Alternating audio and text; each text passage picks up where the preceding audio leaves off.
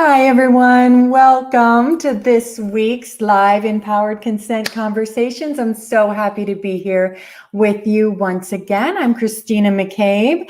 I'm a relationship and sex coach with a focus on the erotic blueprints, consent, and speaking our authentic desires. It is my absolute joy to help couples and individuals who are suffering in silence to clarify and express their wants and needs so they can have the depth of intimacy and the amazing sex life they desire. Yum, right? I am also absolutely passionate about empowered consent, and that is why we are here today to explore consent with a focus on it being exciting, healing, inspiring, an avenue for deeper connection and intimacy.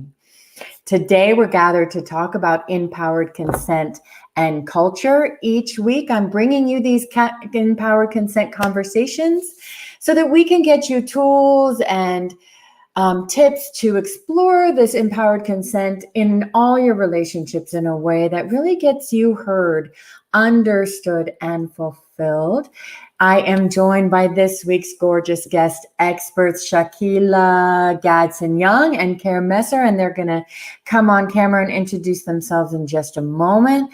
But first, I want to invite you to take a look at the description above, where you will find Shakiya, Care, and my contact information, as well as a YouTube link to watch past forum replays. Be sure to subscribe there so you get notified every time we are live. We love you to be involved. So feel free to ask questions or make comments via the chat, and I will monitor them to get you heard if I'm able to, and stick around. At the very end is the resource roundtable, where everyone will be letting you know they want to, what you can do to work with them next. All right, excited to get started today. So let's bring on our guests. Welcome. Hello, hello. Hi. So happy to have you both here with me today, and would love for you to tell our guests a little bit more about who you are and why you're here. Would you like to go first, Care? Well, sure. My name's Care Messer. I own a birth education center, and I'm a birth and postpartum doula. I train parents and doulas to understand what informed consent is and also advocate for themselves with informed refusal. I'm an erotic blueprint coach and also a professional cuddler, so everything I do has consent intertwined, embedded, and part of it. Fantastic, amazing work. Thank you, and welcome. Thank you. Good afternoon. I'm Shakiya Gadson, and I am a certified intimacy coach. I focus on the BIPOC community, and my goal is to provide an avenue and a safe container for those people of Indigenous color to express those issues that they may have regarding intimacy and communication, and removing the blockages from systematic reduction in speaking and performance. Really important work as well. Thank you so much for being part of the conversation. Thank you. Yeah.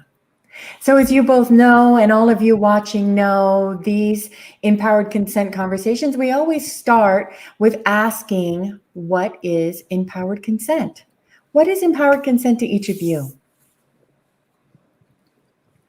I'll let you go first this time since you let me go first. Okay, absolutely. Well, empowered consent for me is the ability to not be influenced by others, and to have free will to say yes or no, or just be indifferent about the things that are going on around you. That is my interpretation of empowered consent. Thank you. And I love that. Mine is I love also that. Let me just real quick, Kara. I really appreciate the focus on the influence, right? Because so many people aren't really paying attention to where we are influenced and that free will. Thank you. Care. my interpretation of empowered consent is understanding the pros and cons of what you're consenting to, Mm. and tapping into your body to figure out if it actually feels like a hell yes, or there's hesitancy, which means hell no. Mm. And then also being able to find your voice around that. Mhm. I also agree with the influence. Sometimes it's interpreted as coercion or the Mhm. push, because that also is very prevalent when it comes to consent. And many of us don't even understand what consent is. We're just taught to say yes and not ruffle feathers. So, Mm.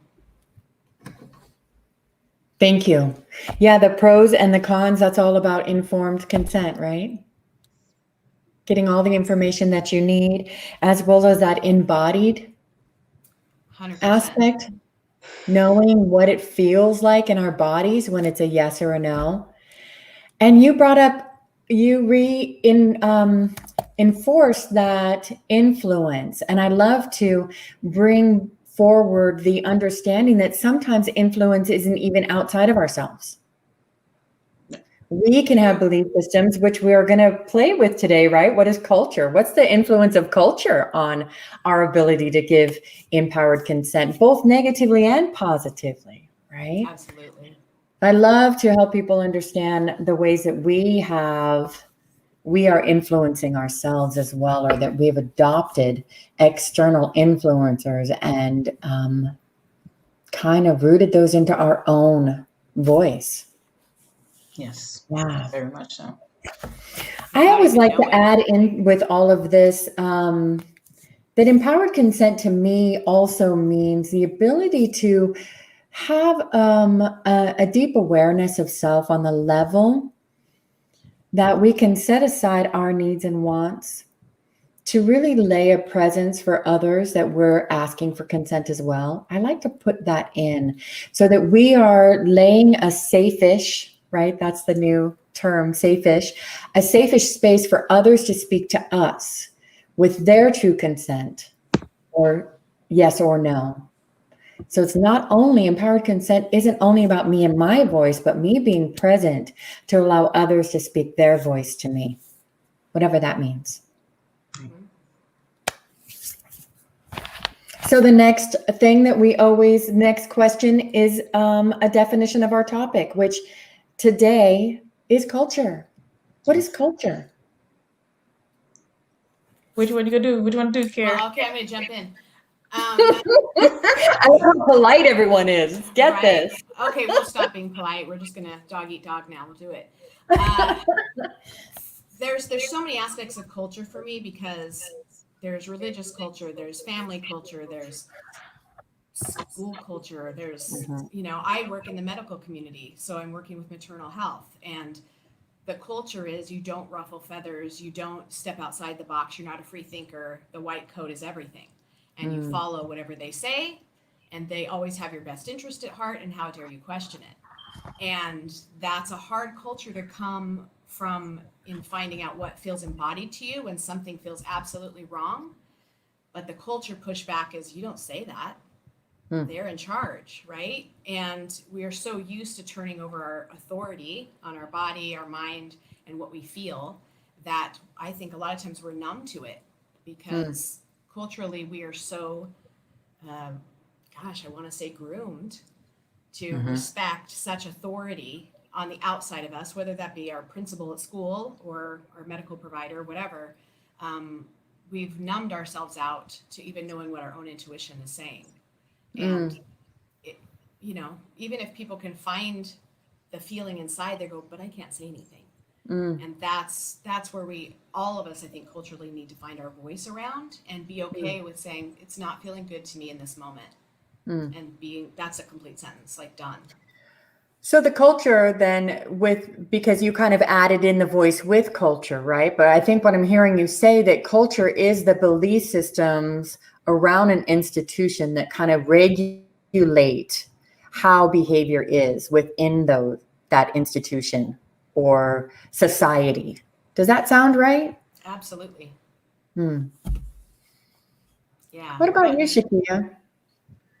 So I believe that culture is everything that we subconsciously and consciously ingest around us in various forms that impacts how we see ourselves and others. Mm. So it could be images, it could be food, it could be music. I think Mm. culture is all of those things. Um, and like I said, I don't think it's most of the time, it's a lot of things that we aren't even aware that are impacting how we see ourselves and others and how our voice or level of consent is impacted until we're shown a different way. We're culturally, Mm. like she said, groomed or just stifled often to not know what choices we truly have and who we are until we step out on our own. Mm. Yeah, thank you. That broadens it even more, I think, beyond just an institution, a system of beliefs within an institution, but systems of beliefs in the wider range, right? I mean, in American culture, right, there's so much diversity of culture within America, from so many people from around the world, as well as indigenous cultures in this United States, and then all the myriad of ways that they intersect, and all of those intersections, and then the beliefs that have been built upon all of those as well. There's so much of these influencers that we mentioned earlier with consent, right? So many influencers that have a potential to really impact the way we give or receive consent. And I love the use of the word ingest, because we do ingest and absorb on every single level, every single day, and we do not realize what we're pulling in. And it could be reinforcing something really toxic, but it's just part of our everyday, you know? And on the other side, though, I do want to say, because I think it seems like we are going to talk about, in some ways, a lot of the negatives, the way that culture can influence our voice. But I would love for us throughout this too to pepper in some of It's the very positives. positive. Yeah, absolutely. Culture is very positive. It gives you sometimes a sense of empowerment and, you know, grace about yourself when you're very Mm, culturally grounded and know who you mm, are based on your norms and, you know, the people that came before you, your ancestors, your family mm, lineage. You know, that brings about a sense of empowerment and regalness to you sometimes once you own that. So, yes. gorgeous. Well said. Thank you. So I know this whole conversation is about empowered consent and culture, but what is it what inspires you to say to our viewers that you want people to know about how culture impacts empowered consent? For me, in the work that I do, um, consent isn't even asked for. Um, Culturally, it is taken, whatever, because I'm once again in the medical environment. Uh, Mm, we are not asked before we are touched. We are not, especially in birth, a vaginal exam, or you need to change. Like, it's not even, would you like to put in the gown? It's here's your gown, go change. It's mm, very ordered and managed, and the person that's being subjected to that is in the most delicate space of their life, doing something absolutely majestic. mm, And it's not about that. It's about, we have a job to get done. You're going to follow our orders, and this is how it's going to go. And we're so used to that culturally that we don't even understand that we have a voice and a say to our bodies, how we experience the birth, how we experience the connection with the support people around us. We mm, have a say in all of that. We have a say in our medical care. We don't mm, have to just blanketly say yes. mm, And the difference, even in culturally, for cancer care versus maternity care, if someone said you have cancer of your arms, we're going to cut your arms off tomorrow, we would definitely go get a second opinion. And just, we would totally like, oh, you're doing that tomorrow. But with birth or maternity care, we just go, okay. And we don't even ask questions. And I'm always wondering, like, how do we strip birthing people of so much of their own autonomy when they are actually carrying another human being? But when mm, it's in a different kind of care, foot care, arm care, brain care, we're very inquisitive about our medical care. We seek second opinions and stuff like that. And I'm just amazed it has to be cultural based, because we're really good in other areas, but with our own birthing body care, we are not very good at owning what we feel and what we feel should be guiding that experience. So there really is no informed consent there. It's not even implied, because they just order. And I'm curious because I think you're speaking very broadly. And I know this is your area of expertise. However, in my small Northern California, ultra liberal, midwife heavy, home birth heavy culture, there's a lot of informed consent. There's a lot of questioning. There's a lot of autonomy. There's a lot of empowerment around birth. And there's a lot of taking back of that. Absolutely. And so there are pockets of women and communities, not only in my little liberal Northern California community, but all over the world, of women saying, no, not doing that. And that's the message. We need more of that, because Yeah. even in San Diego, we have an amazing birth community here. Amazing. Yeah. However, 98% of our families birth in hospitals and don't even get educated. So they don't even understand that there's options. So what I think I'm hearing you say with your experience is that you want people to know that even if the culture is of no consent, you have the right to create your consent. You always have a choice. That is number one. You always have a choice in everything to do with your body. Always. So I have a question to kind of broaden that a little bit. How would you suggest that people that are, because oftentimes these birthing communities are, unfortunately, people that have a lot more means, and they have the option to have consent with financial stability. How do you suggest that people with lesser means across all spectrums gain their voice in these areas when the knowledge is not there in order for them to gain consent?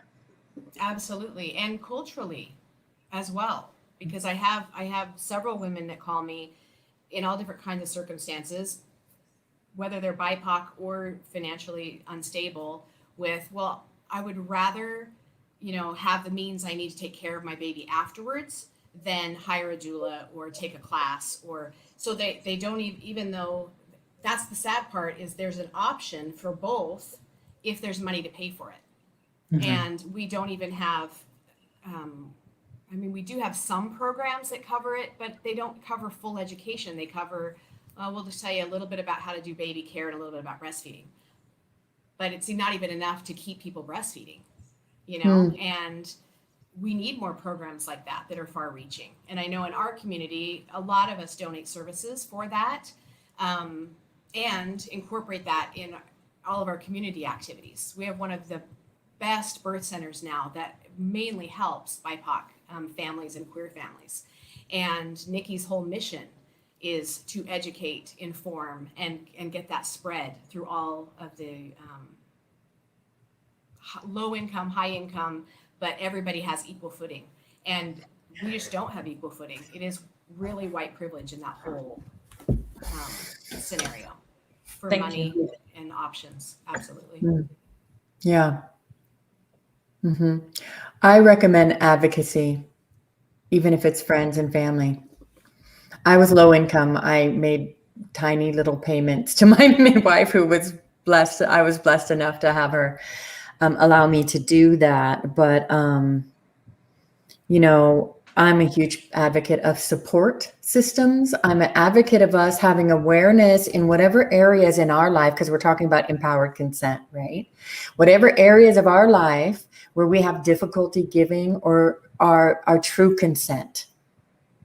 It may be difficult. It may be easy when you're at home to say, I'm not going to want this service. But once you're with the doctor or the physician, to actually say it to them is really hard.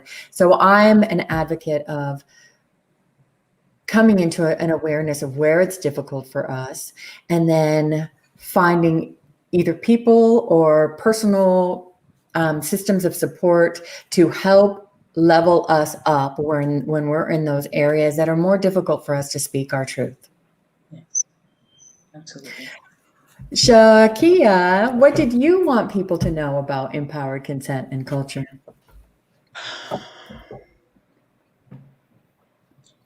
After doing a lot of soul searching and growing, I have found that empowered consent and culture, it's kind of like the Matrix, in that there is so much of it that isn't really real. And it isn't until you gain like a safe space for you to actually say yes or no to what you're feeling or what you're doing. You're just kind of just going along with everything, and you don't really know what you're in. You can't truly That's such a say good what you example. feel. You can't truly say I'm all the way in to this life of mine until you are able to say yes or no without wondering what's going to happen next. I know for myself, I have had times where it was like, if I say yes or no, will they accept me later? So you think it's informed consensual statement or stance, but it's really not. And you don't know that until you get into the position where I have to speak my truth and see what comes out in the wash later. And oftentimes it's not as bad as you think it's going to be, but you don't know that. So we live in this fog of I'm empowered and I know what I'm saying, but there's always something on your shoulder that keeps you from truly speaking what's in your heart. And so the goal is to say, screw it.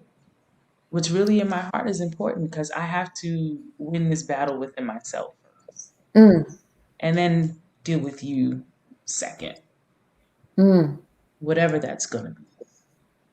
And so that is what I feel like empowered consent is. It's saying it's okay to lose as long as you win the battle of yourself. Yes. Thank you. Which inevitably, this comes up over and over again in these conversations, that it all starts right here. We have to start first with a real honest look at, what am I consenting to for me? And because we're talking about culture here, then a real honest look at what the ways that culture has influenced me.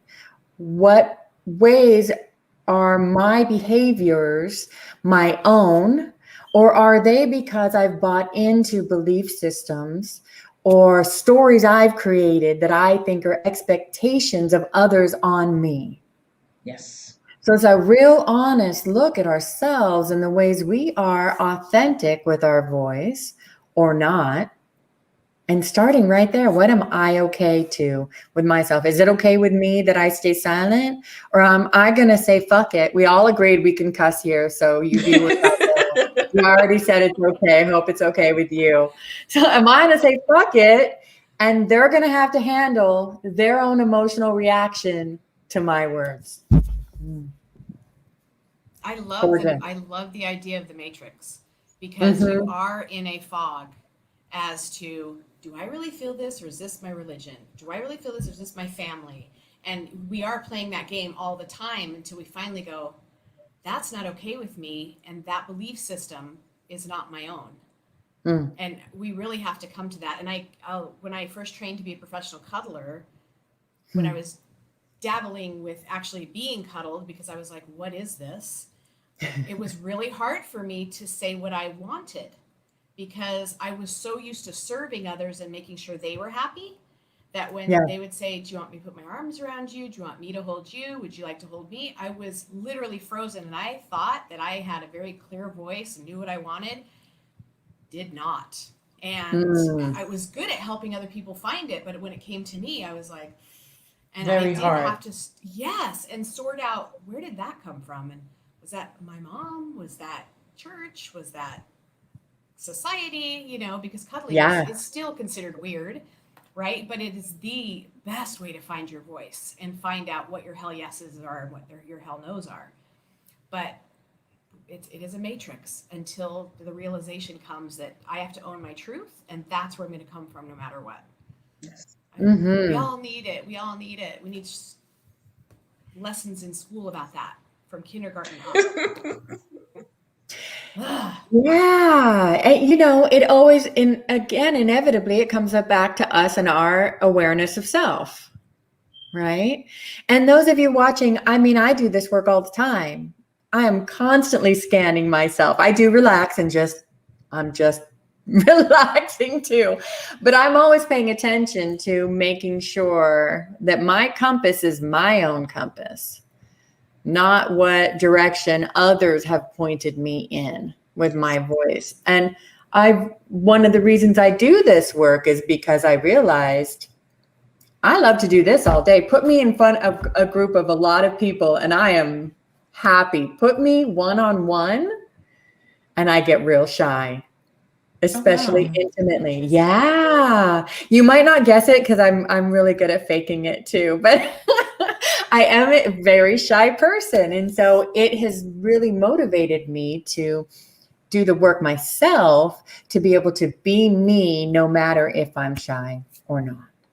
Be me no matter if it's intimate and difficult or not. So you do embrace you the ladies, shyness. go ahead. I was just wondering, like, do you ladies shyness. ever feel imposter syndrome because of your culture and the level of consent you think you have until you get into a space? I know, as for myself, just being a coach, I find that there are times where it's like, man, my life sometimes does not mimic the wonderfulness that I'm able to give to other people, you know, and the freedom that I'm able to give them from cultural, you know, stagnation. Like, do you ever feel like, man, my level of consent for myself, kind of like imposter syndrome? And how do you deal with it? Great question. Yeah. I mean, yes, honestly, every time before I do one of these, I tell myself a story. My own ego structure wants to tell myself a story that I'm not enough for one reason or another. And then I got to do my little compass. Where'd that come from? What's that trying to protect me from? Nope, that's not the truth. And I got to step into myself. Or coaching or different places.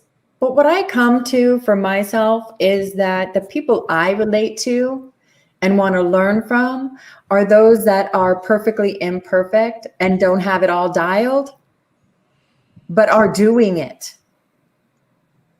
Right?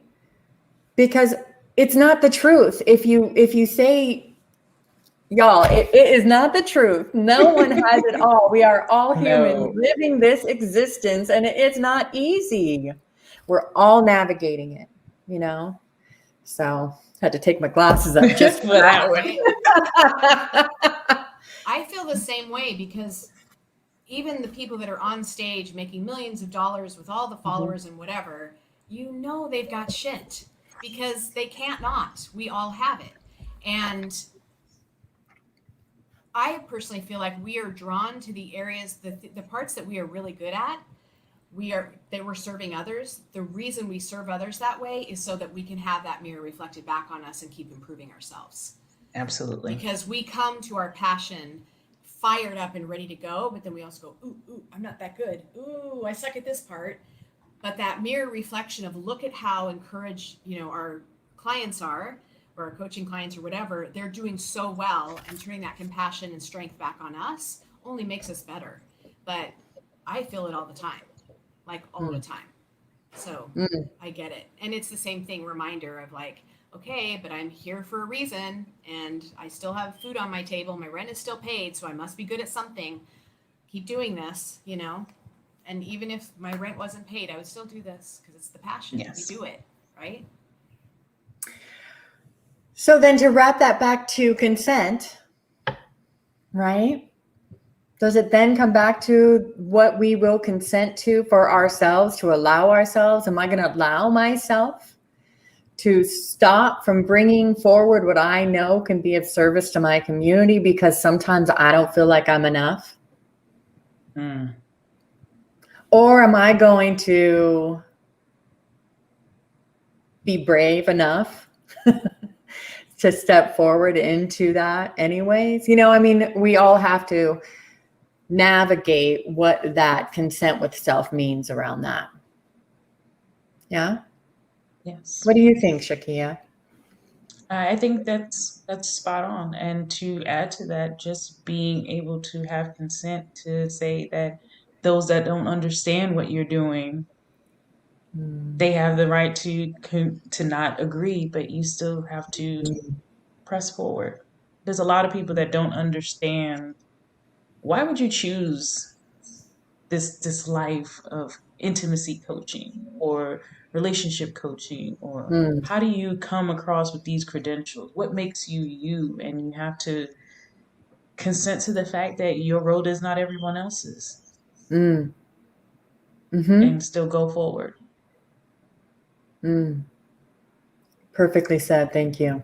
Yeah. I know that intimacy coaching is so needed that even if they go, I don't understand it, they'll be making a private call to you after, you know, and saying, tell me more. That because the shame or the culture around it is, I don't really know if I want to explore that. And is that going to involve sex toys or porn?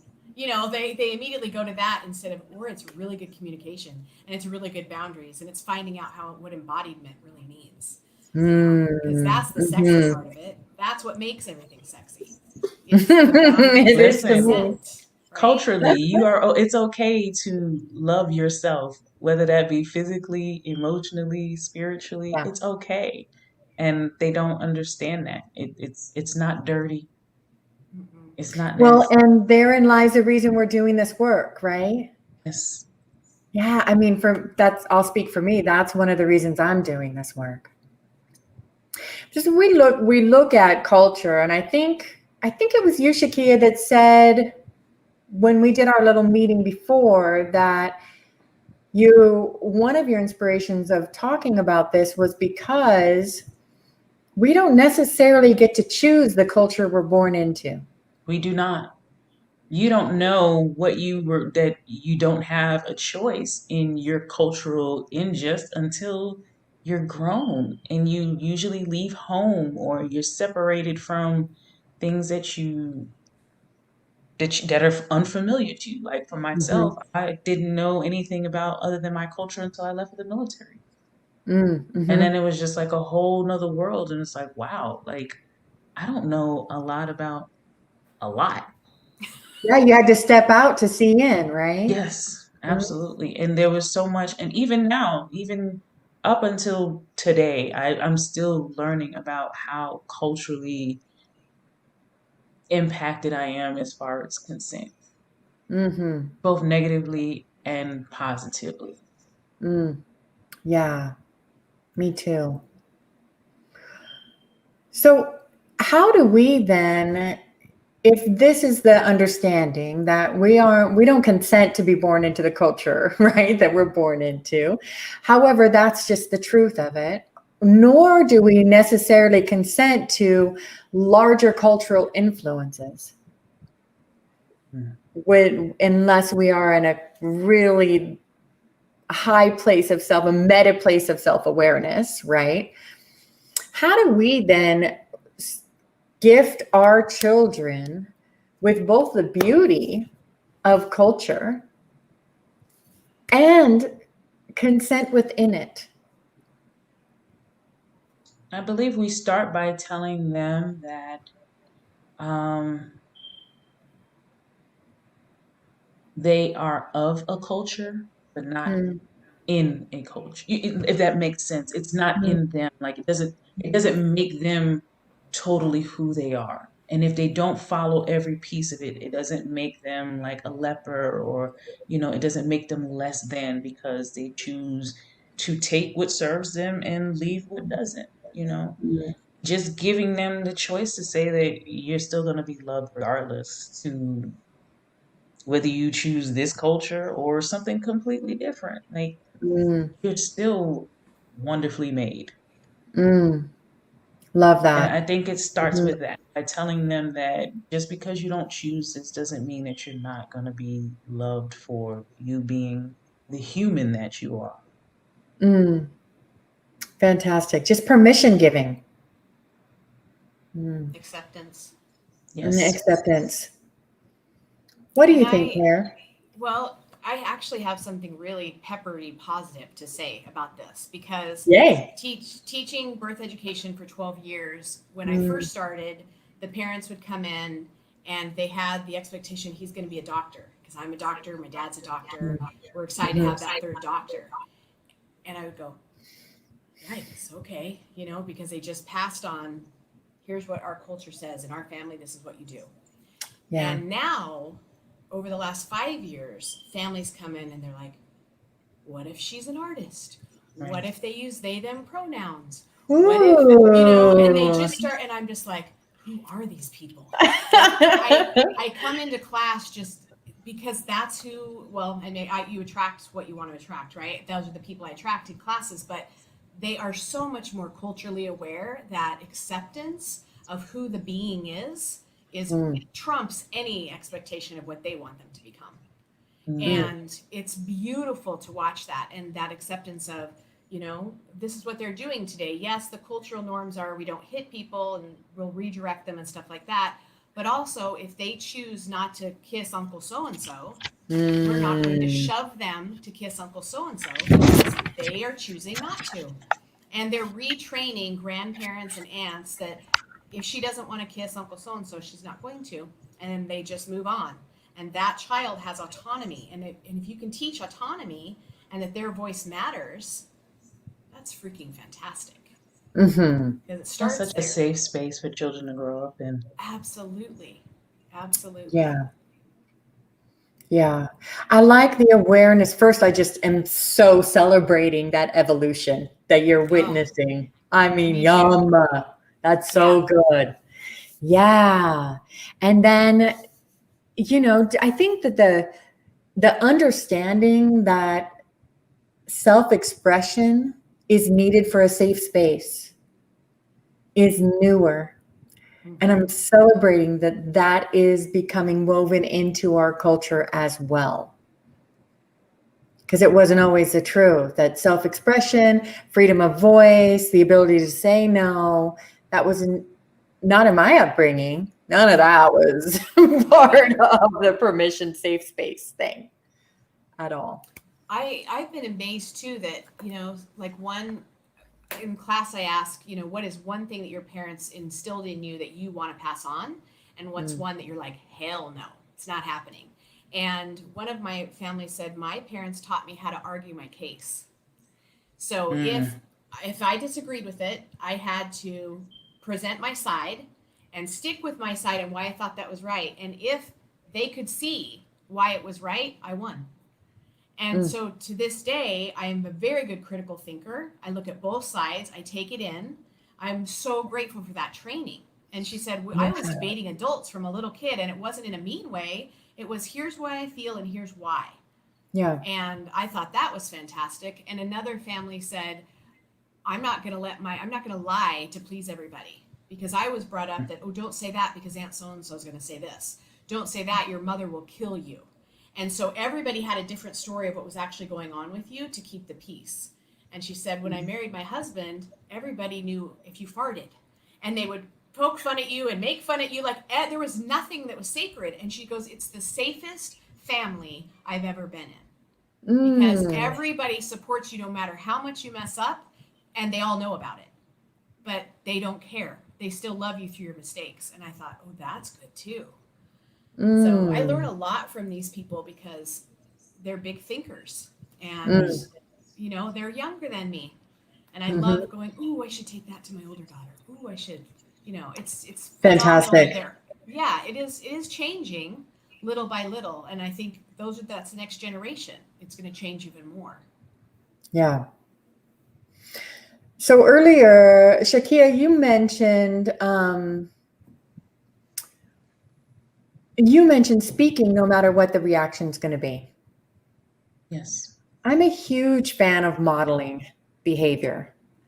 I'm a real huge fan of presenting to others the behavior that I think should be how we all treat each other, how we should act. So if the idea is to speak whatever you need to say, no matter what others are going to, how they're going to react, do you have any tips or tools or an awareness that you can bring for people around how do you work with that? I mean, inevitably, you may get some negative reaction. So how do you work with that and hold your strength of who you are? First things first, I feel like even when you're saying and speaking your truth, there is a level of sensitivity that you should have for other people. I don't believe that just because you want to say what your truth is, that you should just be unaware of that it may be harmful. So tact is always a plus. Um, but understanding that if you're speaking to people that you truly feel safe with, because I also don't feel like your words should go to everyone. Not everybody deserves to hear your vulnerability, your story, it's just not a thing, because your words have value and it shouldn't be wasted on just anyone. But if you're going to give it to them, just do it with a level of care and also a sense of it needs to be said, because if I don't say it, then I'm like I said, I feel like I'm killing a part of myself. Yeah. Because then I learn and I teach myself that their feelings and their dislikes or disapproval of what I may feel inside is more important than me. And that should never be the case. There should be a level of selfishness when it's speaking your truth, but with tact. But with tact. Thank Don't you. speak to others in a way that's going to be harmful to them just because you need to get your point across. It doesn't serve anybody. It just actually just pushes people away. Yeah. I want to say there too, I absolutely agree to be considerate of others. I feel like a lot of the time when it comes to consent and boundaries, I'm either trying to, I want to say my true consent, no matter how it's going to impact someone else. I am not responsible for someone else's emotional response or their emotional well-being necessarily when it comes to me saying yes if I want to say yes or no if I don't want to say no. However, I think it's important to have that deeper awareness for myself, of myself, to know what is my intention here. You know, if I'm just speaking to call people out, that's not about empowered consent. That's not really what we're talking about. You know, we're talking about consent.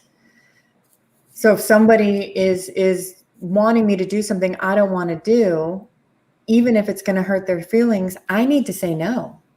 Right. And culturally, a lot of times, especially in the people of color community, we're not taught that. We're taught to, it's a very big polarity. Either you're taught to be very submissive and just do what is told, because you get disciplined for it, whether it's corporal punishment or, emotional punishment. Yeah. Or you grow up in a household where people are overly, abrupt in their words, and your consent as to whether you're going to take in what they have to say is null and void. You're going to hear it. You're going to hear it loud and Right. arrogantly and aggressively. And both ways cause so much harm to the person receiving. Mm. And also to the person that's giving too, because then people don't want to talk to you. Mm-hmm.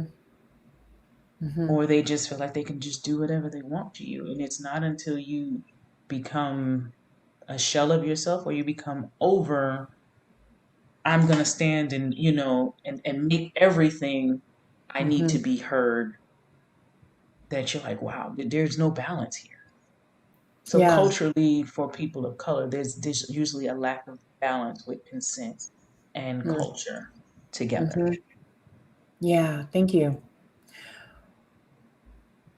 So for tools or tips there? I would say reading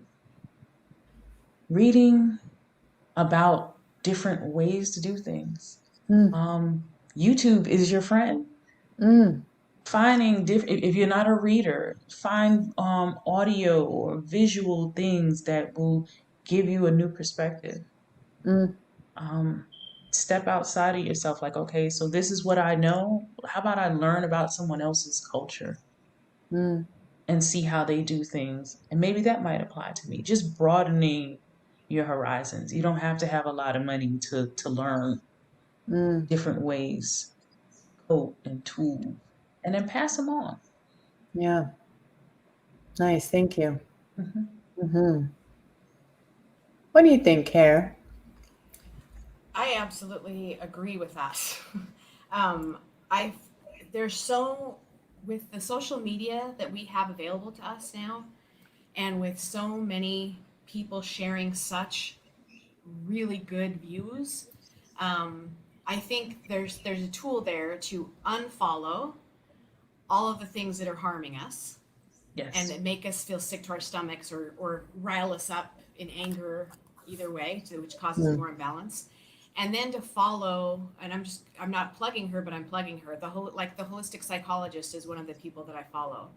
And her book is called Do the Work. And she pops in the most amazing free tips all the time about how to communicate with somebody effectively and how to respect somebody's boundaries, how to find your own boundaries. And there are so many good teachers like that out there.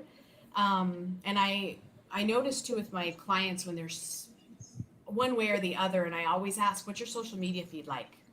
Who are you comparing yourself to?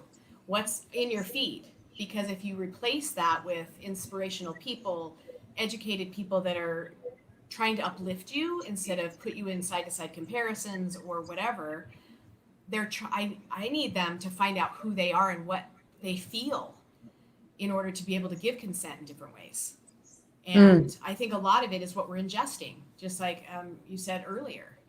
And we don't realize the stuff we're ingesting. And also, I think the next tool would be dropping those people who don't accept us for who we are and adopting different like I literally have different family now, right? And they're friends and they're from all different cultures and they are my family because my family was not accepting of me. And it was hard to break the patterns and the memes if I was exposed to it over and over, knowing that's not who I am lovingly, and I am not that way in the world. It's okay to adopt other members of society that are like-minded and thinking with you because it's support. And that's how we're supposed to get through life. We come in by ourselves, we leave by ourselves. It's literally a solo journey where we're discovering who we are and what we feel is right, how we are embodied. So I think our surroundings and the people we surround ourselves with have a lot to do with who's accepting my no, who's accepting my yes, and how are we doing that mutually? Because that is a sexy relationship. Whether it's at the grocery store with the person behind the counter or it's with a partner. That's the sexiest way to live, is knowing you can speak your truth and someone can accept it, still disagree with it, but accept it and love you for it. Thank you. Yeah. I'm pausing because I'm considering my own family as well as you all are talking about that. And I'm considering this idea of leaving. And while I am in support of that, I think there's a lot of people that do leave family, friends, community, because there's just no way to come together. There's also, I find that rising tide, right? Because not all of us want to leave our families. Sometimes we want to lift the beautiful people around us with us who also are maybe suffering from the negative influences of culture and that want and are right to lift with us. And so I think there's a balance there, and I think it's only an internal journey. Each of us has to decide that. But it does start, that's a consent with ourselves as well, you know?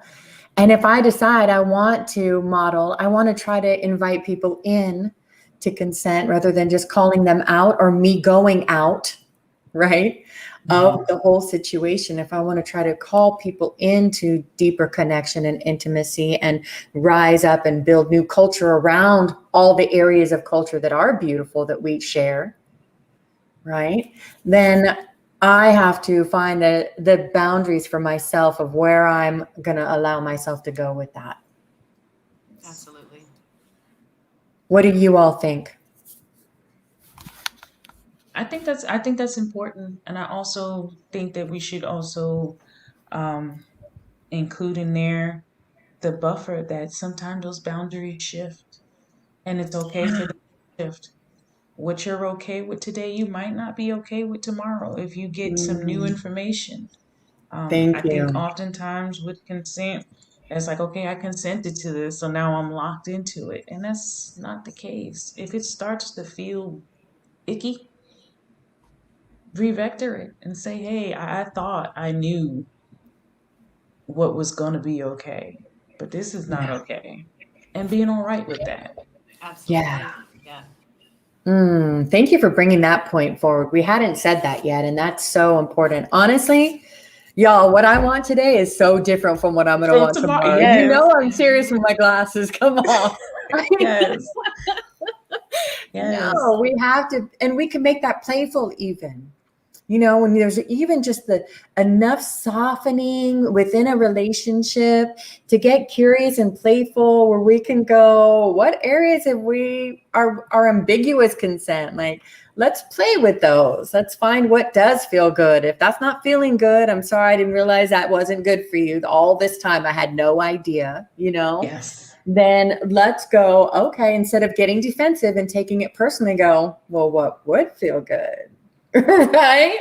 And let's get playful, not just intimately, but in friendships, in community, in parent and children, but also intimately. Yes. Get playful with it, right? It can be a confrontation, but it also can just be a communication. It can be a connection.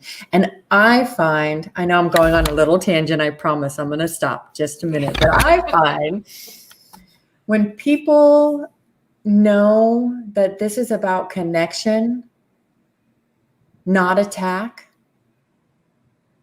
then often they're going to want to find a way to step forward with me, because inevitably that is what we all want.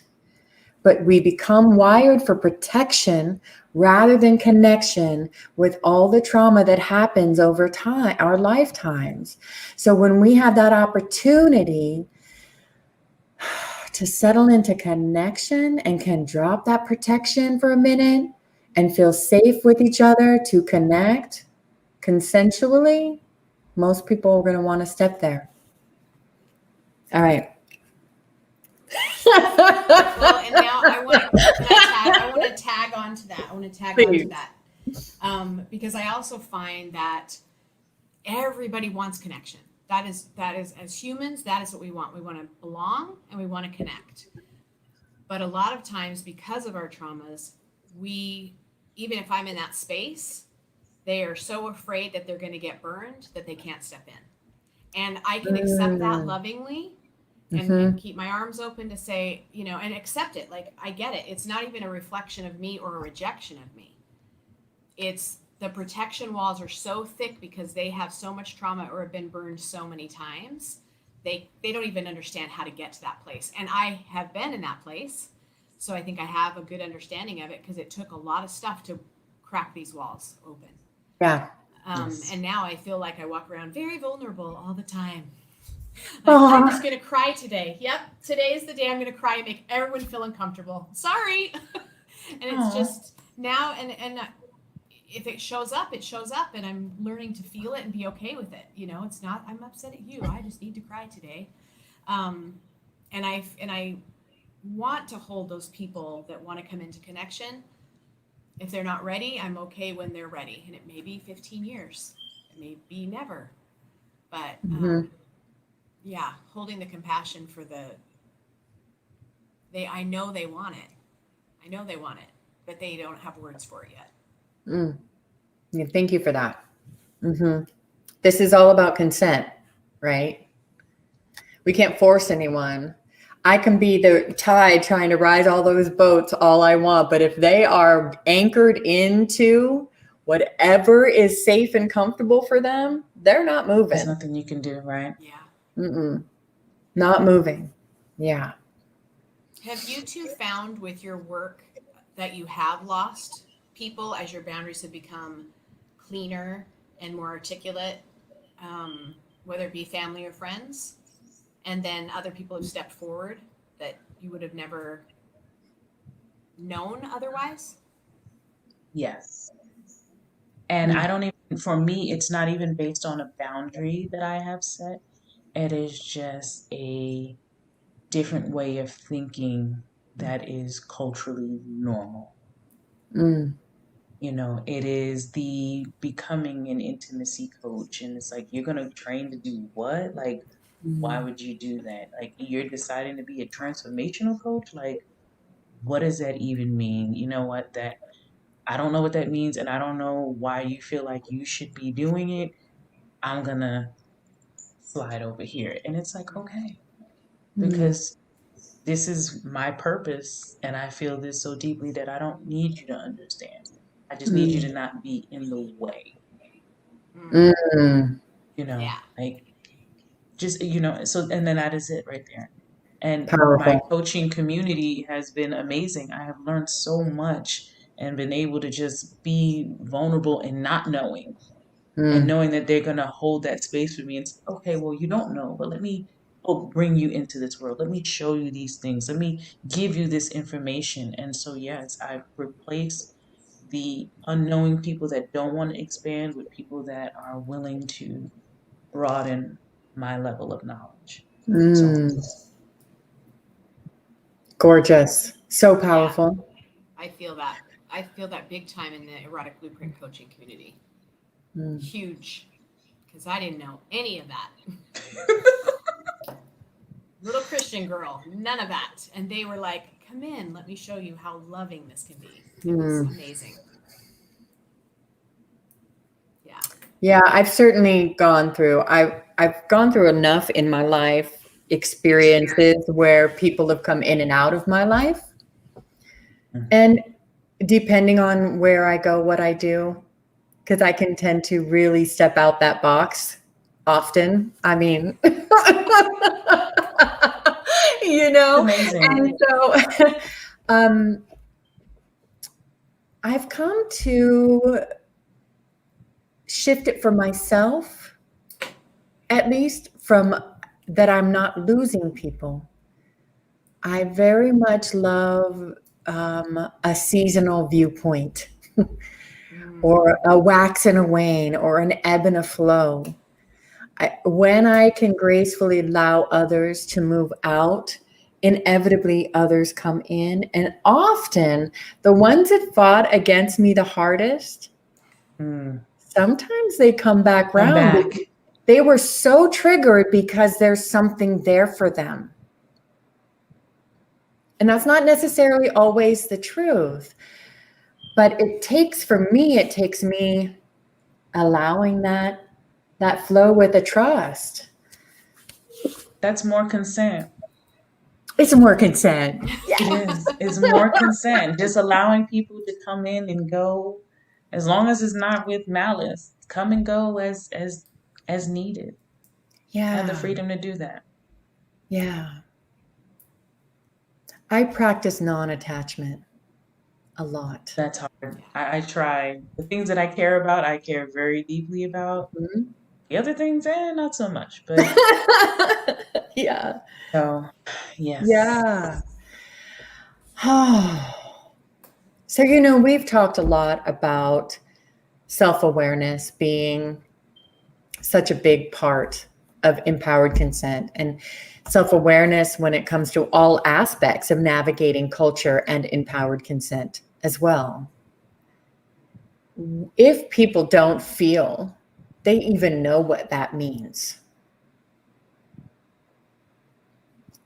how do you give them, what tools do you give people to begin a journey to unbinding all of the things that may have been making up the grand weave of who they are that is not necessarily them? Did that make sense? Yes.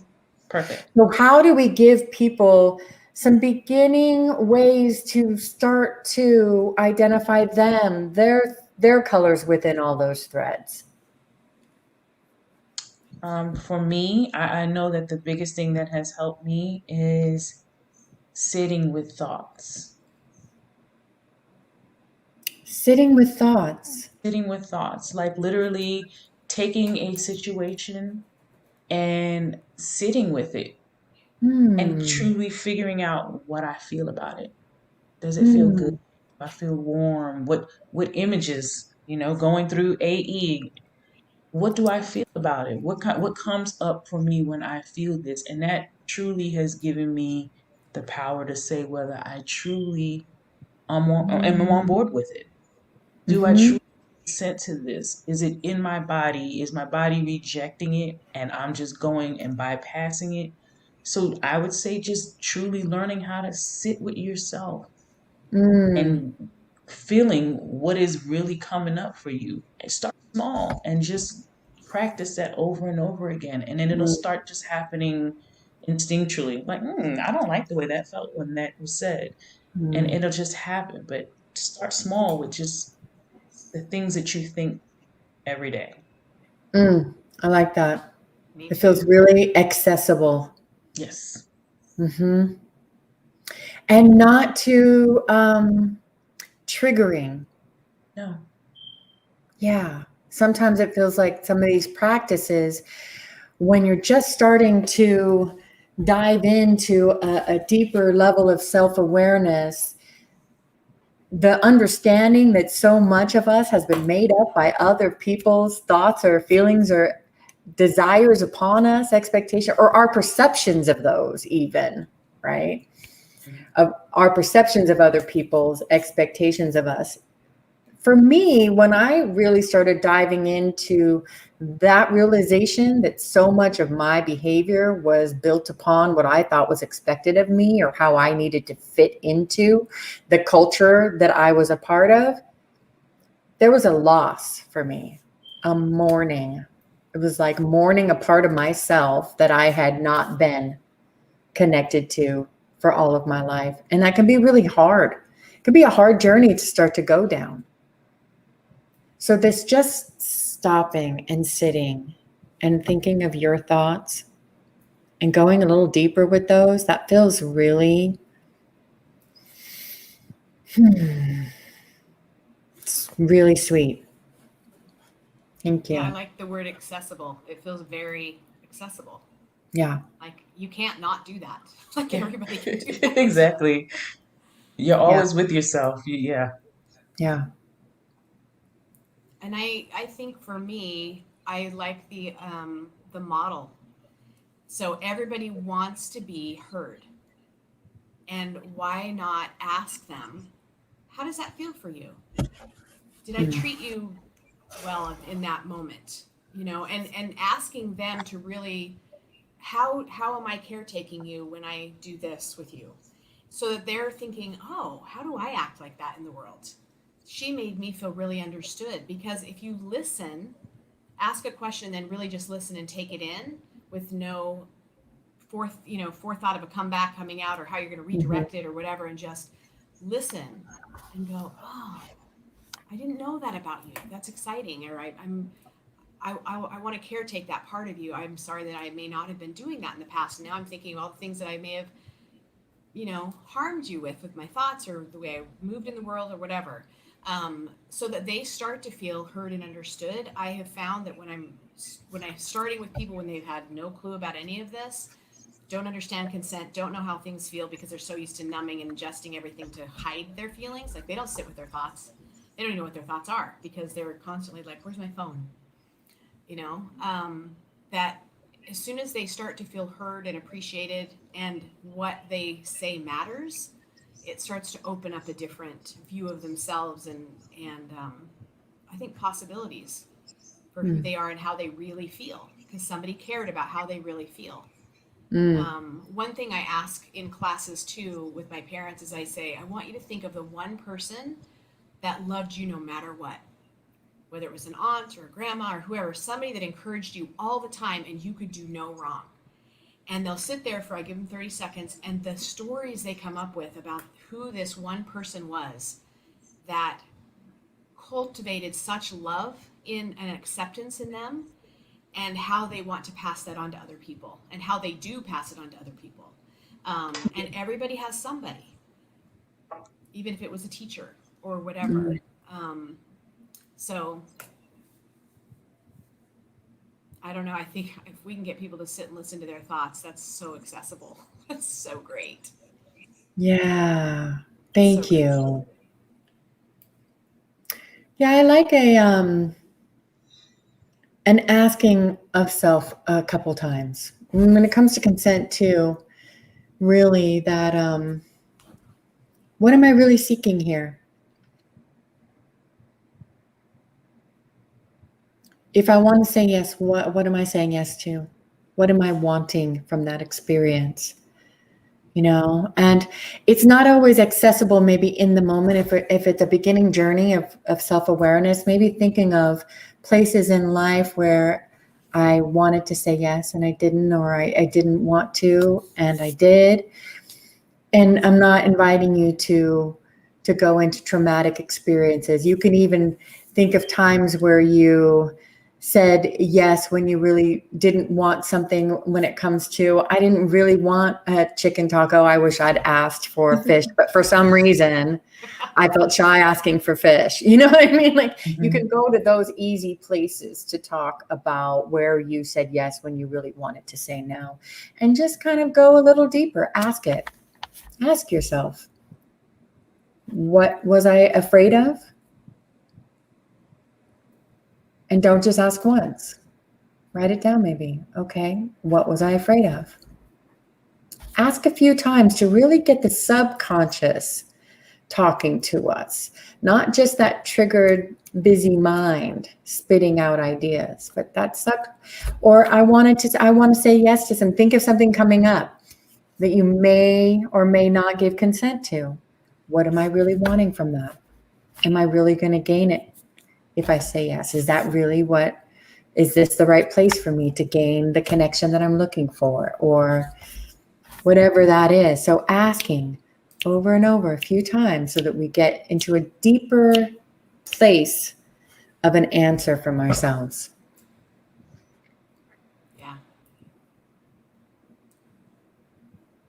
Yeah. Do you do that with your coaching, Christina? Asking people to do that? Mm-hmm. Yeah. Oh yeah, that's a dyad. I'm a huge fan of those. Clearing, yes. Yeah. I'm a huge fan of that. I ask myself powerful questions. That's a coaching tool, y'all. Powerful questioning is a coaching tool, but it's also an interpersonal tool. When I'm in a place of asking others what is going to inspire them to reach deeper, then I'm stepping out of my needs for a minute and laying a nice space for somebody else to come forward. So if I'm going to ask myself deeper, I should also be putting aside the busy and going a little deeper with it. Yes. Makes sense. Good stuff. I also like stuff that helps us to regulate our emotions, to get some emotional resilience and emotional regulation, such as breathing, such as grounding or pleasure. Doesn't have to be sexual, Yes. right? Things that will bring us into our body, allow us to come out of that mind spin and more into higher self-awareness. What about you all? What are things to come out of that spin so that we can come into other things? I like tools. So I'm going to play with tools because we have time for another 5 minutes. Is that okay with each of you? Absolutely. Yeah, I like. Go ahead. Go ahead, Karen. I was just gonna say meditation is usually what I don't have the space because of my life and my caretaking of my daughter to go out and ground in the sand where I would like to, or go on a hike or whatever, which I'm not a big hiker, so that was just not even real.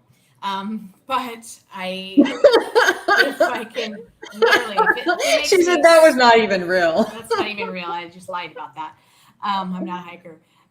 But if I can even take 5 minutes to just sit, even with some kind of background noise, music playing, to just breathe and sit and feel, it underneath me. And the other tool that I have used in the past that I have loved is water massage. It's called Watsu. And when Marsha holds me in the water, I literally feel the water supporting me. And I feel like, we're made up of 80% water. The earth is made up of 80% water. And when you feel that connected to that portion of the planet and your body and feel that support, there's nothing like it. And that has allowed me to kind of let fear kind of drip in, and I just kind of give it to the water and just say, I don't want this anymore. And it's almost like unburdening any sadness or hurt or, things that I'm going through, to give it back in a different way that does ground me. And I didn't understand grounding. I was always just taught to pray and sing if you need to do that. And I can still do that. But I find to stay embodied, which makes me feel safe now, which it used to not. Some kind of outside practice of meditation, going within, or laying in water. Like gorgeous. And I'm a fire sign. I don't know. Maybe I need the balance. Maybe I need. Yeah. Gorgeous. Thank you. Yes. For myself, music is definitely is definitely a conduit for calmness or expression of when I can't find words. Listening to water, being near the ocean, it's always a recharge or a way for me to just stop time. Watching candles burn. Ooh, yeah. Instead of meditation is great because I do it all the time, but just sitting and just watching flames, something very calming about it. And lastly, focusing on like my Tibetan sound bowl. Your what? Tibetan sound bowl. Oh, your Tibetan sound bowl. Yeah, right? So just the focus on getting a sound to be consistent and feeling the vibration, like it kind of blocks out all of everything else. Yeah. That works for me. Great tools. Yeah. I love it. I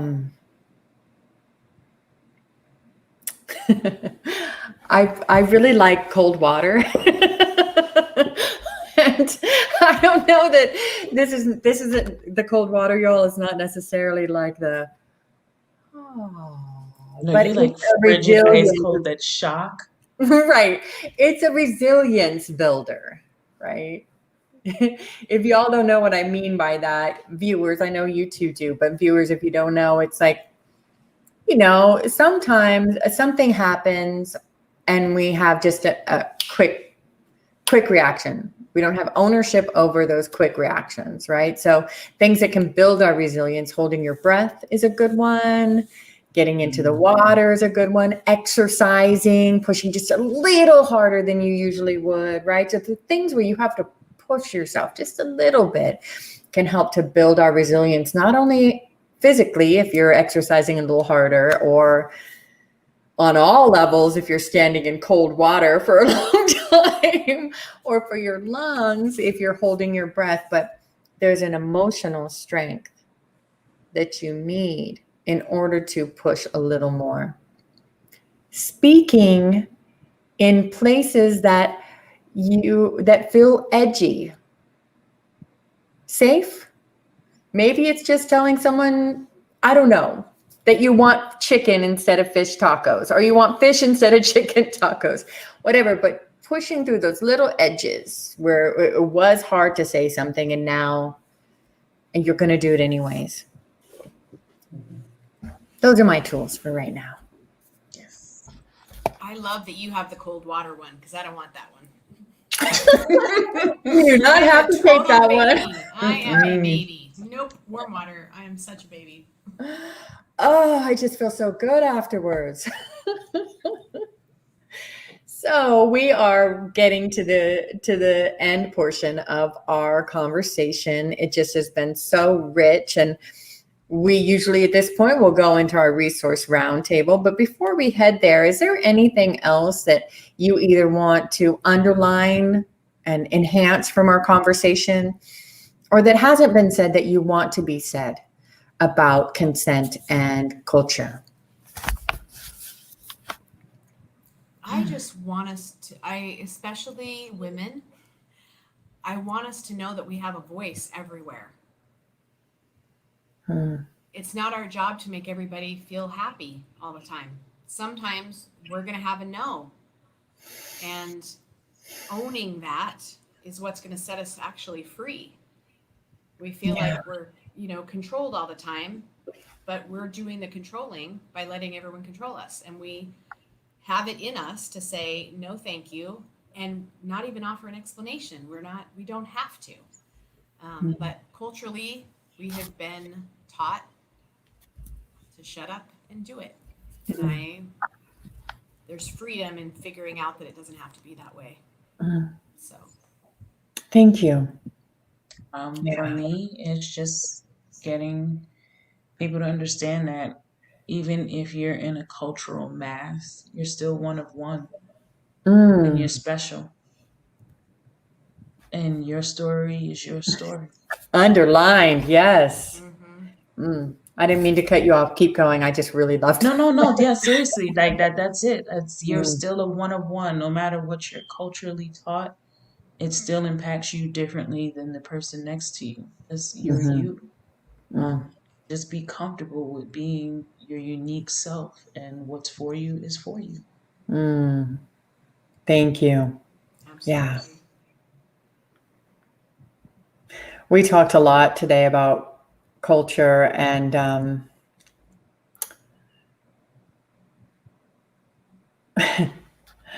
I absolutely agree, Care. And I want to just underline what you said about using your voice. And yet there's a part of me that just wants to step forward for all the men out there and say, please, I hear you. It's hard sometimes for you to speak your voice as well. And for all the gender fluid or gender neutral or gender diverse people out there, I know that can be hard for you as well. And just to want to bring forward the awareness for people that we all have our culture. And like Shakiya said, you are an individual. And so even if you are one of a lot of cultures, don't put people in cultural boxes either.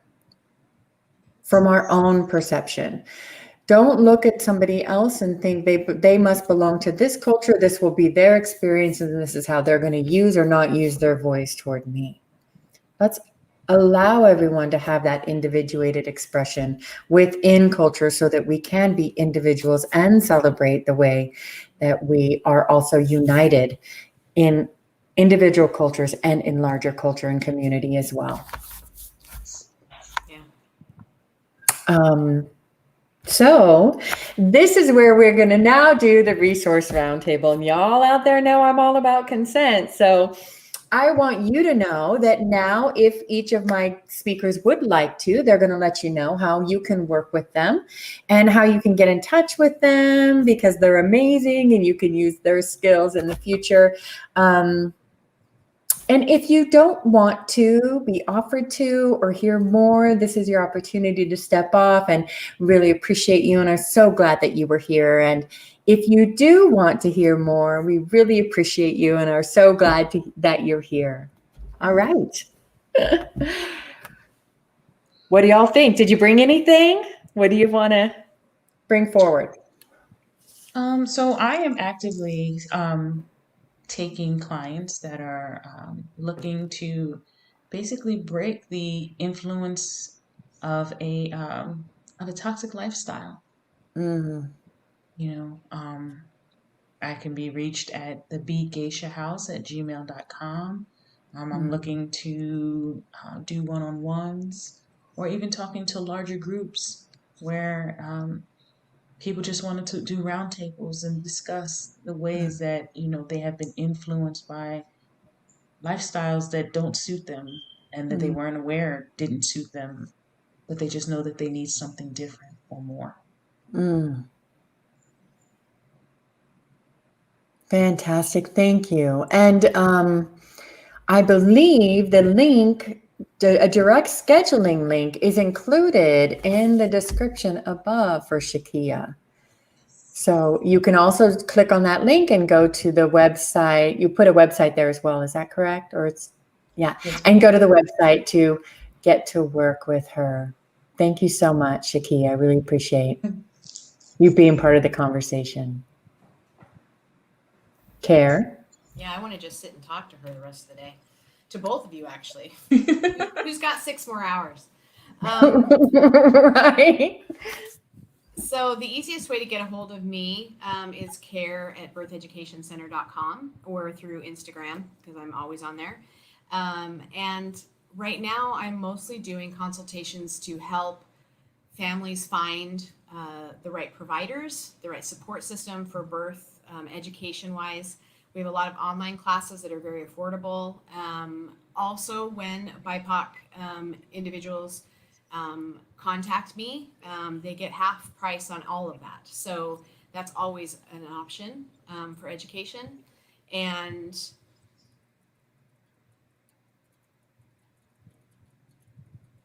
I still do birth consultations as well when people have had traumatic births. And if it is something that needs more of a therapist, I'm really good at helping them find a therapist that can help them do that with EMDR and other processing tools from a professional standpoint. But sometimes I'm just an ear that people need for trauma that they've experienced, and I can be a bridge to get them to the right people. So that's my offering mostly to families, and finding people as soon as they're pregnant or getting ready to be pregnant, because let's start them off really early with understanding the possibilities. Fantastic. Thank you. And your contact information is in the description above as well. Amazing work. Well, y'all out there know that I love helping you get your voice heard. But not only that, but I like to help you gain an awareness of what you're desiring. Because if you've been watching this conversation, sometimes we don't even know what it is we want until we take that journey to go deeper within ourselves. So I like to help you do that. And I love to utilize the erotic blueprints to help you map out your desires. You can go to my website. It is in the description above. My new course, Speak Desire, is going to be launching in November. So go check that out, get more information on the website, and even schedule a free consultation with me if you would like to.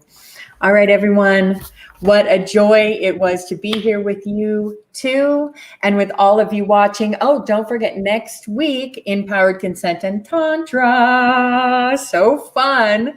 I'd love to see you all here. As always, the invitation is empowerment. Have a gorgeous, pleasure-filled day. Bye, everyone.